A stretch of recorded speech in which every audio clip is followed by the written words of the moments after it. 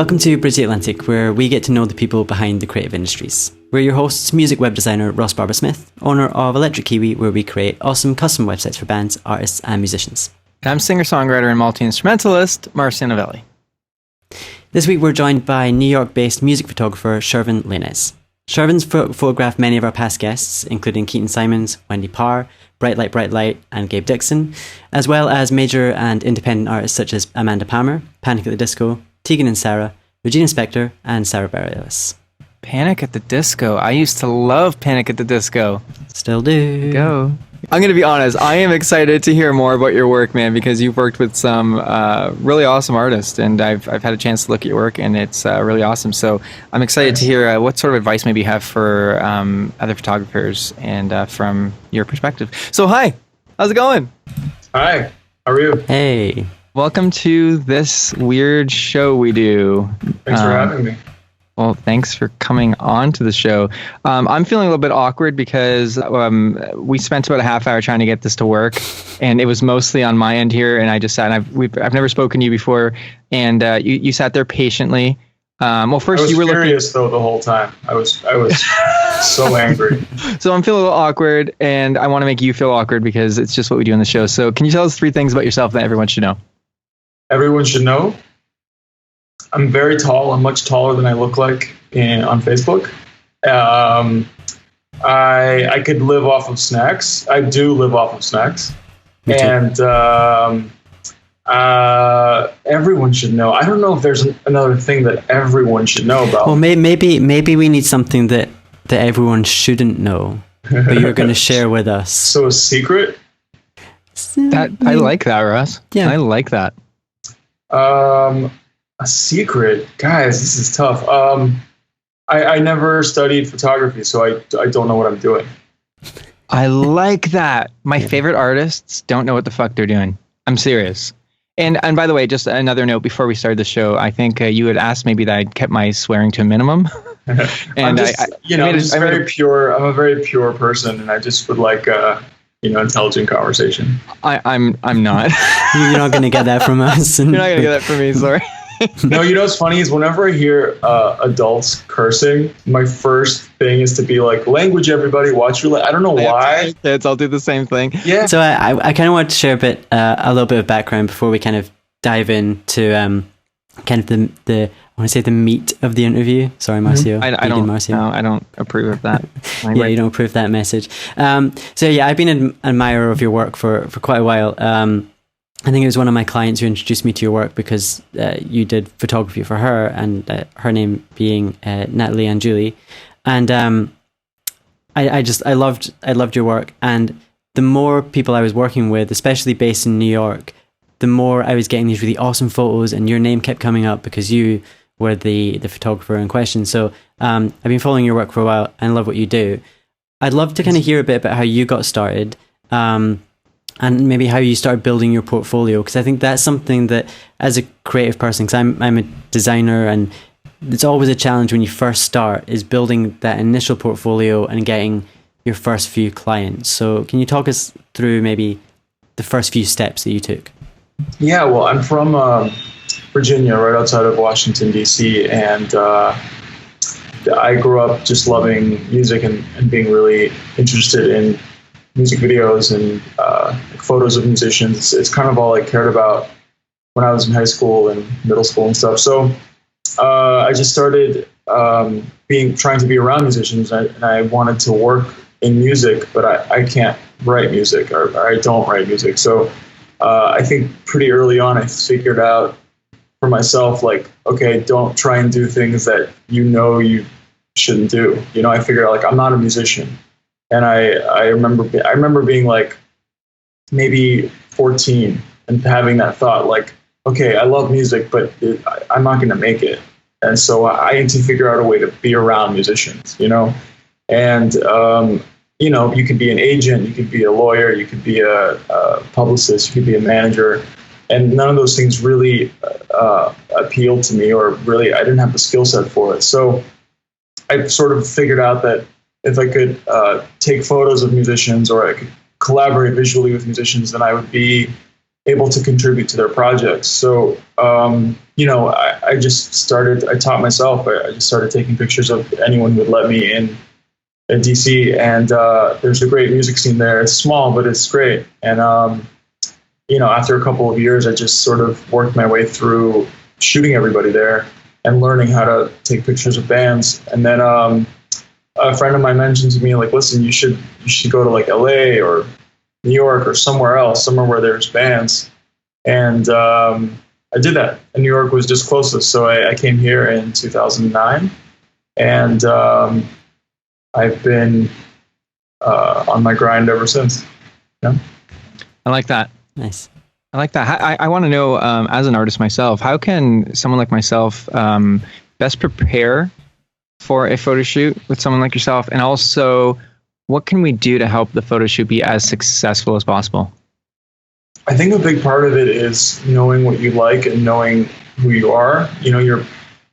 A musician has to sort of figure out their musical identity pretty early on, I think. And once you do that, you can figure out your visual, how you want to be represented visually. And I think the best people to work with or to photograph are people that know who they are and they know how they want to be presented. And it's really hard to take pictures of someone who like doesn't, they don't know if they're going to wear like blazers, or that they don't know if they're going to be like a dressed up kind of musician, or they don't know if they're going to be a casual, it's like they don't know how they want people to see them. And I think so a big part of it is just figuring out who am I? What do I want people to see? Well, do you ever have suggestions in that regard? Do you ever have artists saying, look, this is what I sound like? Is there some sort of visual that comes from it? Because it is really difficult as an artist to look at yourself objectively. You know what I mean? And I think an artist should have like 90% of the say, but I think it's okay to take a little bit of advice from someone who does this every day. And you're like, look, you can do like 10 different looks. They're all going to look great, but what do you want your brand to be? And I hate to saying the word brand, but I guess image is a better word, because when people look at your picture, they're going to have an automatic idea of what you might sound like, and you don't want to have this whole like glitter and everything when you're like an acoustic folk artist, Right. But honestly, like, I think I don't like to impose on people's, it's kind of like you're telling them who they should be. And I don't know, I feel like it's so important now, especially now for creative people to know, like, this is who I am. This is, they have to figure it out. Because if someone comes to me and they're a folk artist and they're wearing like neon blue and they have like a bunch of like glitter all over them or whatever, then it doesn't make sense. And I try and tell people, like, wear to the shoot what you'd wear to play a show, because people seem to figure that out pretty early. So I just say, like, wear what you'd perform in.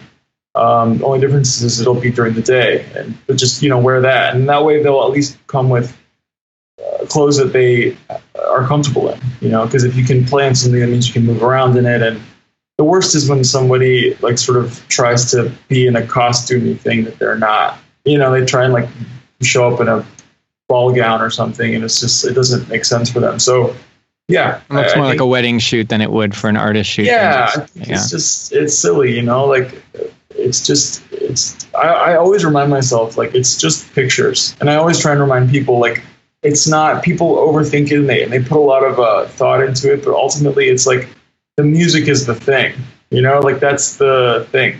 How you look isn't the thing. So I'm just there to complement their project and to try and make it so they can translate what they're trying to do quicker. If you have a really effective photograph that represents your music, you're just translating it to the listener faster. Like, this is who I am. This is what I do. That's all it is. Like, the photos shouldn't be as important as the album that you're making, Oh, absolutely. I like that. I like how you use the word compliment too, because I think of Ross's work as the same thing. Mm-hmm. The website, everything complements it. It has to be some people don't think like this, but I think number one thing needs to be the music. But I think, the other things are important too, because you can look at that as an art form as well. It is an art form, obviously, but as the artist too, you can be like, well, this is part of my art, how I present myself. I'm going to go to an extreme. Someone like Marilyn Manson, for example, everything he does is his art. It's not just the music. So that's an example of that, But no, I couldn't agree. I'm just reiterating this, but the music needs to be number one, people. Yeah, Marilyn Manson is a great example of someone who he has such a strong visual identity. You know what he looks like, but what he looks like helps you understand what he sounds like.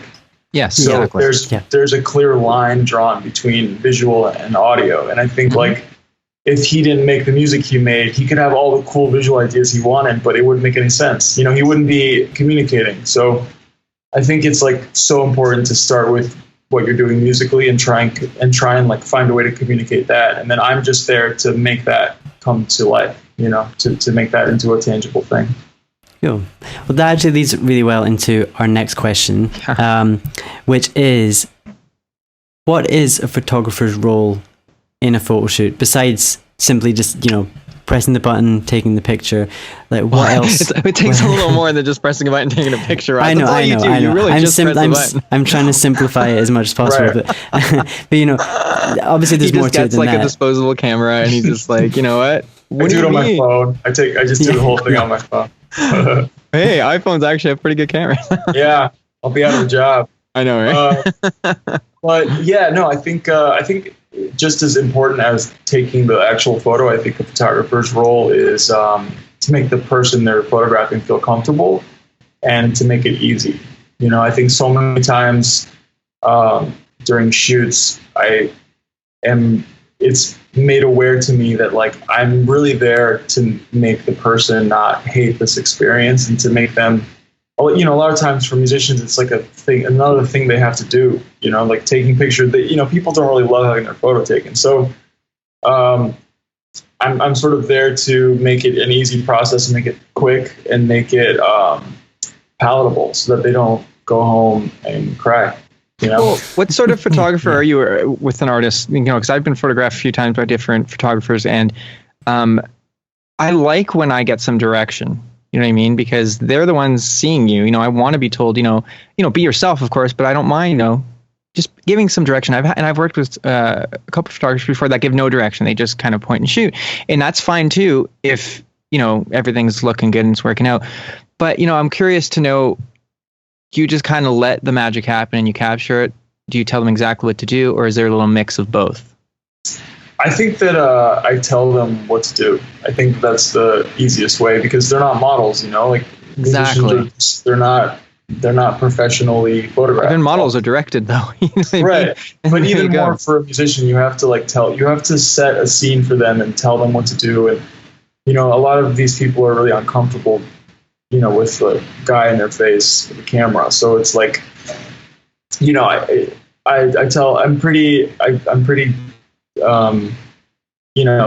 precisely tell them what to do because, the light has to be a certain way and they can't just I'm not really into just photographing a dude, being himself or whatever. It's like we're supposed to make an image. We're supposed to make a photo together. So a little larger than life a bit. Yeah, a little surreal, and it's my job to get them to be comfortable, and then tell them sort of how to hold their shoulders or how to put their chin, and it makes it easier for both of us.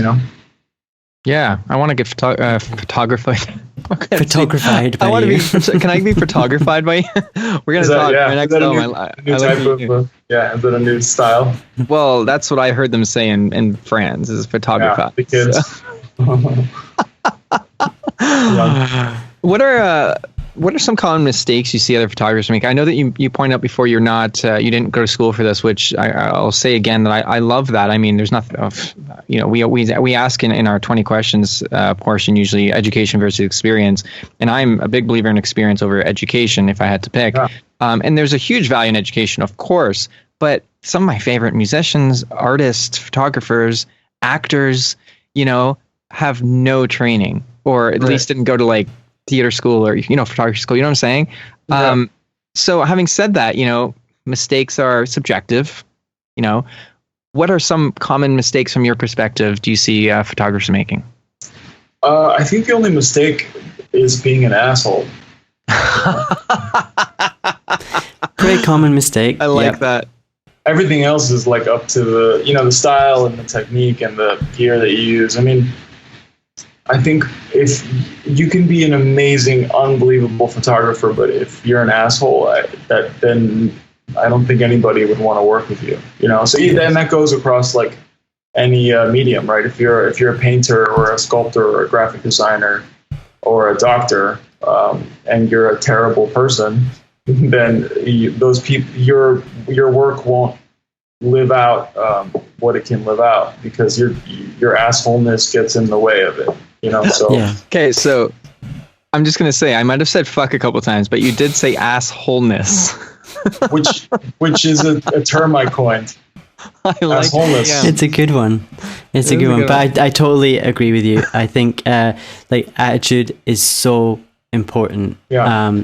And it can really make a difference. I mean, you know, both like during the shoot and after the shoot. Yeah. If you treat people well, then you know they will tell other people, this is the guy, you want to work with this guy. Right. He not only did a good job, but he was a great person to work with, rather than, oh, you see this guy, I didn't like, this guy was a total douche, like he made me feel like shit, and you know, I'm not going to work with him again. So you know, it totally. Hey, and this doesn't take away from you, because I love your work, but there are a lot of great photographers out there. Why are you going to pick one person over someone else? You know, I mean, if this guy's an asshole, fuck you. Yeah. Again, I'm just see. If you ask me not to swear, I'm going to swear in front. I'm not even doing this on purpose. I'm sorry. Okay, how about this? Swear. You should swear a lot. I won't swear then. I'm you to such a rebel. Shit. All that. Fuck. I want you to say all that. Let's do reverse psychology on this. Let's see if that works. No, I will not let you do reverse psychology. I think you should curse more. Yeah, I think the main takeaway from that is, there's a ton of amazing photographers, a lot. And so I think the difference is like, is he or she easy, and like, are you able to communicate with them? You know, I think that's a big part of it. Are you ready for 20 questions? Oh God, yes, I am. Shit. Coffee or tea? Tea. Meat or veggies? Veggies. Yeah. TV or Netflix? Netflix. Twitter or Facebook? Twitter. Yoga or yogurt? Yogurt. 100% yogurt. 30 Rock or Arrested Development? 30 Rock. Education or experience? Experience. New York or DC? New York. Kimmy Schmidt or Lady Dynamite? Oh man, Lady Dynamite. I'm gonna say it, Lady Dynamite. Talent or attitude? Attitude. Madonna or Beyonce? Oh, right here. Shit. We're talking about my childhood versus the queen of music. That's what we're talking. That's what you're asking me, is basically the queen of my childhood and the queen of music right now. Ask me the question again. Madonna or Beyonce? Bjork. Oh, interesting. I would actually pick Bjork out of those two. She's a great combination of both, and I'll explain why in another podcast. Deal. Okay. Style or substance? Substance. Tina Fey or Amy Poehler? Tina Fey. Batman or Superman? Batman. But like reluctantly, I reluctantly say Batman. Michael Jackson or Michael Bolton? Michael Jordan. Okay. Friends or Seinfeld? Seinfeld. Celine Dion or Marilyn Manson? Wait a second. Friends is a terrible show. I wanted to say that right now. Well, Ross loves Friends. I'm not particularly a good episode of Friends. This is pretty much a Ross versus Marcio question. It's not Ross. Tell me why it's good, and I want you to keep this whole thing in the podcast. Tell me why Friends is a good show. He's so assertive. I like that. I know. I like it too. It's a terrible show, and I want you to tell me why you like it. I like it because. Is it because your name Ross? And so that's exactly why. And actually, Ross probably is my favorite character, and it's not because of the name thing. I don't know. I just feel like there's a part of each character that I really like, and And come on, how can you not find that episode where Rachel puts beef in the trifle? How can you not find that episode funny? I've never. It tastes like feet. It's really, oh, it's so good. It's really poorly written and it's really boring. But listen, no judgments. I had to stop you there. No judgment. Seinfeld, though, you a fan of Seinfeld? I still love Seinfeld to this day. Yeah, Seinfeld's good, but even more so Curb Your Enthusiasm. Yeah, yourself. There's just better shows, is all I'm saying, Ross. And I want you to live your best life. I feel I'll take your advice on board. I may choose to, delete it after this interview, but we got to keep it in us. Yeah, you have to keep Marilyn Manson. Marilyn Manson. Yeah. Whale or kale? Dun dun dun. Whale. Bette Midler or the Riddler? They just rhyme, by the way, man. Don't try to make any sense with it. They rhyme. That's the extent of this show. This is an important question. That's the talent and creativity of this show. It's that they rhyme. In this question. Yeah. The Riddler. And the final question is the showstopper. Da da da. Boop. Is that what we're calling this question? The showstopper. Jazz hands. Ross or Marcio? Shervin. No way. Thank you. Finally, someone doesn't pick Ross. I'm gonna say Ross, but only because I'll tell you why. Ross, because he curses less, and he and I can convince him to stop loving Friends, and that appeals to me. Like I like that. I like that I can change. Challenge, don't you? Yeah. I'm glad that I made you think that. Good, and he doesn't need to fix me, and he doesn't like that because once it's fixed, I want to fix Ross.